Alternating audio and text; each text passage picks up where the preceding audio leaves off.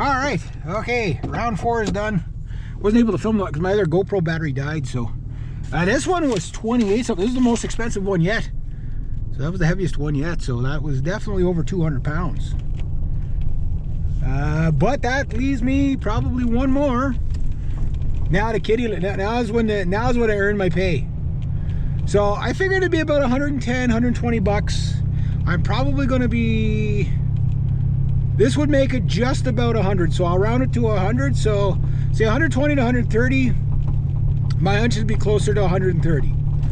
So that's not a bad estimate. Like, it's like when you get like a garage full of stuff, like it's really hard to like figure out what's there. Like that's why I don't like doing estimates on stuff, because it's just like, it's like you see the top of it, sure, but it's like, okay, at the front it's 2 feet deep, but at the back it's 4 feet deep of stuff, right? So you just don't know what you're dealing with. In this case it wasn't that bad, but you know, I figured it'd be about that. So that's why I told her, give me 200 bucks and whatever's left, you know, bring back the change or whatever. And what she told me is whatever's left out of the 200 is yours. Like, she goes, I just, you know, like, just want to go. Holy. Better grab the wheel with both hands here. Like,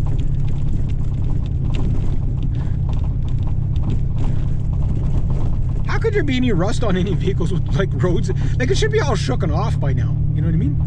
Anyway, yeah. So one more, yeah. So the lady that I talked to last week, she was, they must have like did like 5 employee changes there. Like, I don't think any one of them sits in that office for more than 5 minutes. Every time I go in there is a different person. I don't know how many people they'd have employed. They must have quite a few. There has to be, because the one guy, he's always on the loader, right, cleaning things up. There's him. Is that an eagle? Better watch the road a bit too, though. He's got some raven. Yeah, some ravens bugging an eagle up there. Raven jerks bugging the eagle. It was probably that eagle that killed their buddy there this morning. When you see a whole bunch of, what do they call it? When you have a whole bunch of crows in a tree, there's a name for it. It's when you have a whole bunch of crows in a tree, or ravens or whatever. There's a name for it. But anyway, it's basically their funeral, right?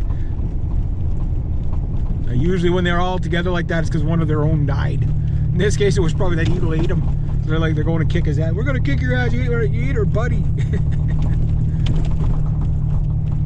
Yeah. So one more. I'm at, was it 2 o'clock? 2 o'clock, so 3.5 hours. Yeah, 3.5, 4 hours. I figured it'd be about right. So it might even be closer to 4.5 by the time I'm all said and done. Yeah, that's not a bad day.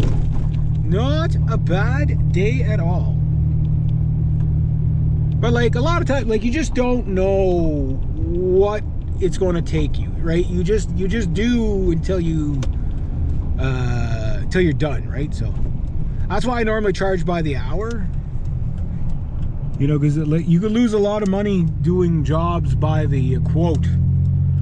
Almost every guy I know that has, like, not every guy that does quotes loses money. Obviously, there's guys that make crazy money because they know how to quote. Like they quote like ridiculous, and then they got brought down to just slightly below ridiculous, which means that, you know, if a Murphy thing arises, they can, you know, they can cover it. You know what I mean? Where the guy that tries to quote to save the client money, he always ends up losing. You know, it's like maybe you're lucky you only lose like 10 minutes or something like that, but sometimes you lose like 2 or 3 hours basically that you're working for free, right? Because you didn't charge enough. It made no difference. No difference whatsoever.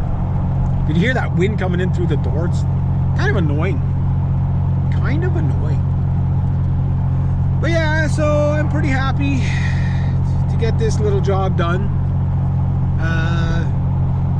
She contacted me just before Christmas, which I knew I couldn't do it, and you know, whatever.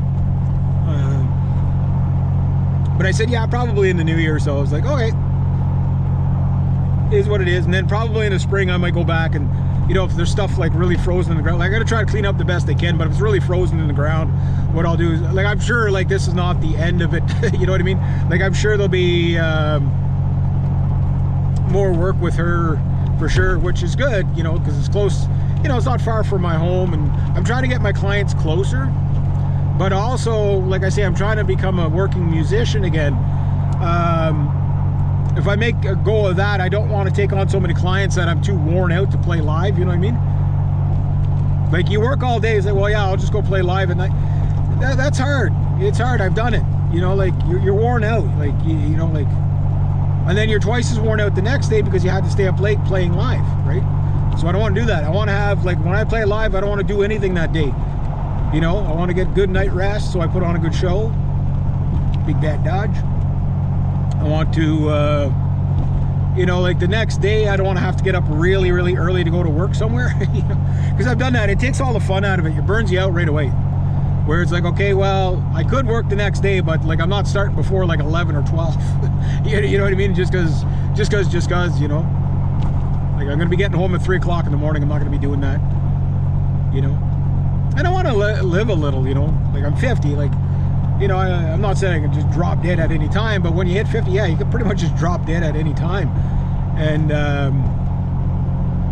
you know, like, I don't want to just work, you know. Like, I want to have some life, you know. And for me, like, I don't really, like, for me, like, I'm not saying my partying days are completely over, that I'll never have a beer again or whatever, but I'm just not interested in that. Like, to me, that's not relaxation and fun. I don't like the hangover. Can't stand the hangover. You know, like, you go out to have fun, next day you have to feel like shit. Like, you shouldn't have to feel like shit the next day, you know, because you're all hungover. You can have fun doing non-alcoholic things, believe it or not, and the next day you feel great. And that's why I want to do the live shows. Now, the cool thing about the guy that I'm going to be jamming with or working, like I say, he's more of a professional type musician, so we're not going to be doing like endless jamming. It's kind of like, okay, we're going to get together, see if we can work together, and if we can, okay, let's do the set list. You come back when you have everything down. And when I do that, that's when better watch my speed here. That's when you know, there she goes again. That's when you know, you get together with the whole band, right? But really, I should be working with like the bass player. I find that always worked well with me. Just get together with the bass player, and then as long as the bass player and I, you know, are tight, then it doesn't really matter what the other guitar player is doing as much. He can do, you know, like he does his own guitar thing. But with the bass player, it's just another person pulled over. That's 2 today so far. That's a big truck.